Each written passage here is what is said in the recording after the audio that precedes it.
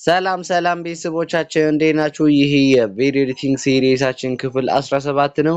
እናም በዛሬው ቪዲዮአችን እንዴት ኬፍሬምን ዩስ እንደምናደርግ በካፕካት እና በአላይት ሞሽንስ አንድ ባንድ የማሳያችሁ ይሆናል። እስከ ቪዲዮ ፍጻሜ አብራችሁን ቆዩ። ለቻናላችን አዲስ የሆናችሁ ቻናላችን ሰብስክራይብ እና ቪዲዮአችን ደግሞ ላይክ በማድረግ ጀምሩት።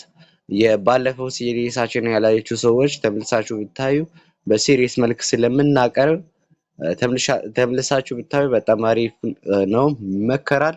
ቀጥታ አሁን ወደ ካፕካት ሄደን ቀጥታ ደግሞ በሁለተኛ ላይ በላይት ሞሽንስ አሳያችኋለሁ። በመጀመሪያ ወደ ካፕካት እንሄዳለን። ከዚያ ኒው ፕሮጀክት ብለን ለምሳሌ ያክል እኔ ያስገባሁት እዚህ ጋር ኢሜጅ አለ ያመጣሁት ማለት ነው። አድ ብለን እናስገባለን። ከዚያም ይሄን ካስገባን በኋላ ይሄ አስፔክት ሬሾ 16:9 ነው። እናም ለምሳሌ ያክል እናንተን ለማሳየት እዚህ ጋር የሆነ ንጥብ ነገር ላድርግ። እቺን ንጥብ እንደ ሰርክል ነገር አስቧት። ድራግ አድርገን እዚህ ጋር እናታልቀዋለን። ከዚያ ይቺ ለምሳሌ ያክል እኔ ቆርጬ ወደዚህ ከማደርግ እቺ አኒሜሽንስ ከዚህ ወደዚህ እንድትሄድ ለማድረግ ብፈልግ እንዴት ነው ማድረገው? እናም ይሄን ለማድረግ የምንጠቀምበት መንገድ አንድ አለ። እርሱም ኬፍሬም ይባላል። ኬፍሬም ማለት ለምሳሌ ያክል እዚህ ጋር ለምሳሌ የሆነ ንጥብ ቢይዝ ይህ ንጥብ የአሁኑ ሰዓት ወይም እዚህ ሰከንድ ላይ ያለው ፖዚሽንስ ነው ብላችሁ አስቡት። እናም እዚህ ጋር ለምሳሌ ይሄን ፖዚሽን ባደርግ ከዚያም ራቅ ብዬ ሌላ እዚህ ጋር ኬፍሬም ዩዝ ባደርግ ይህ ፖዚሽኑ እዛ ጋር ነው ያለው እንጂ እኔ ባደረግኩት መሰረት አይደለም። እናም ለዛ ምንድነው የምናደርገው? አሁን እቺን ኬፍሬም ዩዝ ያደረግንባት ቦታ ላይ ሄደን ይሄን ክሬት ያደረግነውን ሰርክል እናንቀሳቅሰዋለን።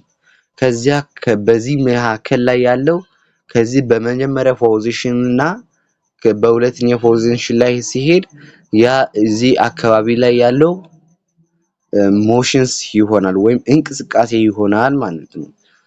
በእንደዚህ አይነት መልክ በካፕካት አኒሜሽንስ መፍጠር እንችላለን ማለት ነው። እናም ኬፍሬም ዩስ በማድረግ እንደዚህ አይነት አኒሜሽንስ መስራት እንችላለን። ከዚያም እዚህ ጋር ይሄ ብቻ አይደለም፣ በዚህ ተጠቅመን ለምሳሌ ያክል ስኬል ለማድረግ ቢፈልግ ወደ ቤዚክ እሄዳለሁ። ከዚያም ዙም ፖዚሽን እንደ ሮቴት የሚለው ነገር አለ። ከዚያም ዙም ላይ እሄዳለሁ። ይሄ ያሳንሰዋል። ከዚያም ይሄን እጨምራለሁ ማለት ነው። ሲጨምር ፖዚሽኑን ስለሚቀንስ ነው እንጂ ሜቶ ላይ ያደርግልኝ ማተለቅ እችላለሁ። ከዚያም ከመጀመሪያው ሲሄድ ትንሽ ነበረ፣ ከዚያም እየተለቀ ይሄዳል ማለት ነው። ፖዚሽኑንም እዚያው ጋር እዚህ ቤዚክስ የሚባለው ከዚህ በፊት አሳያቻችሁ ነበረ።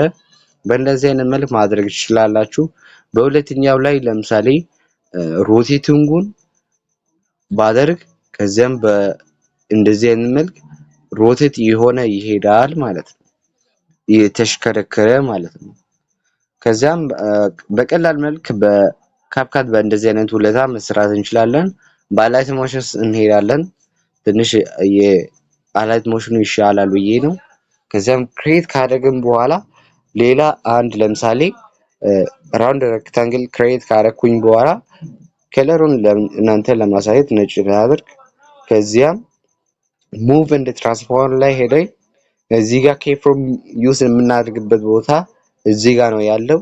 እናም በእንደዚህ አይነት መልክ ክሬት ማድረግ እንችላለን።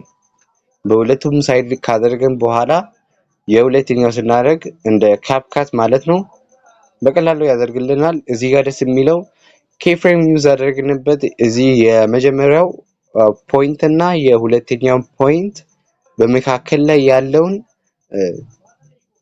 ርዝማኔውን በላይን መልክ ያሳየናል ማለት ነው። ይህን ላይን ተጠቅመን ብዙ ነገሮችን መስራት እንችላለን። ይህን ደግሞ በጣም አሪፍ የሆነ ነገሮችን ማሰራት የሚያስችለን ፊውቸር ነው። እናም እዚህ ጋር ለምሳሌ ዙም ያደረኩኝ ቢሄድ ወይም በዘድ አክሰስ ማለት ነው ከዚህ ወደዛ ሲሄድ እያደገ ይሄዳል ማለት ነው። በእንደዚህ አይነት መልክ መስራት እንችላለን። እዚህ ጋር ኬፍሬም ዩዝ ካረኩኝ በኋላ በአላይት ሞሽንስ ለየት የሚለው ነገር ደግሞ እዚህ ጋር ለምሳሌ እዚህ አደረግኩኝ አይደል?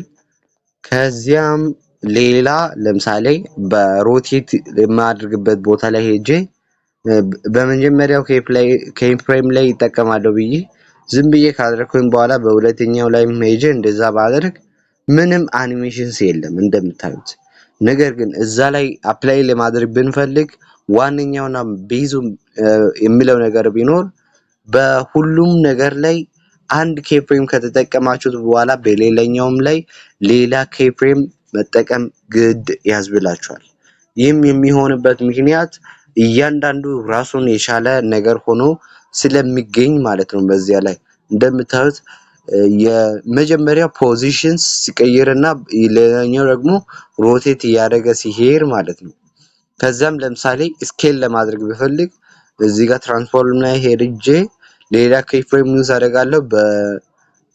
እዚህ ጋር ያደረግኩት ላይም ሄጄ ኬፍሬም ዩዝ አደርጋለሁ። ከዚያም የመጨረሻው ላይ ባሳድግ ፖዚሽኑን እንዳለ በፖዚሽኑ ይሄዳል። ደግሞም ይሄ ስኬሉ ማለት ነው እየሄደ ስኬል ያደርጋል፣ ደግሞ ሮቴትም ያደርጋል ማለት ነው። በእንደዚህ አይነት መልክ ማስተካከል አኒሜሽንስ መፍጠር እንችላለን። እዚህ ጋር ከካፕካት ለየት የሚለው ነገር ደግሞ ሌላኛው እዚህ ጋር ራሳችን ኬፍሬም ዩዝ አደረግነውን ይዘን ወደ ሌላ ሰከንድ ማዞር እንችላለን። እንደምታዩት ኬፍሬሙን ጫን ታደርጋላችሁ፣ በፈለጋችሁበት ቦታ ላይ ሄዳችሁ ድሮፕ ታደርጋላችሁ ማለት ነው።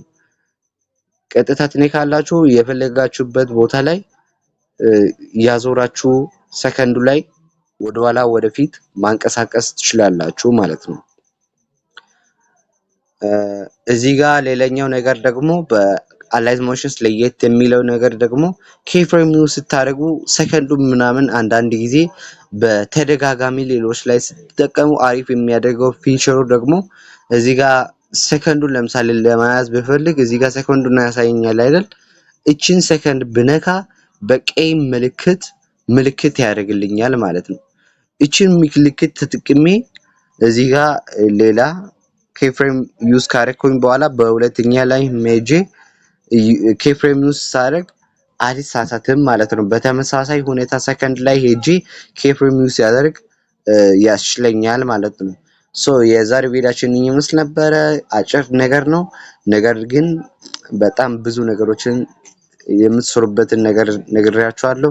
እናም በቀጣይ ደግሞ እንዴት በዚህ ሁኔታ ኬፍሬም ዩዝ ካደረግን በኋላ አኒሜሽን ካደረግን በኋላ ሞሽን ወይም ይሄንና ስሎ እንዲኖረው ምን ማድረግ አለብን የሚለውን አንድ ባንድ ማሳያችሁ ይሆናል። በቀጣይ ክላሳችን እንገናኛለን። እስከዚያው ፒስ አፕ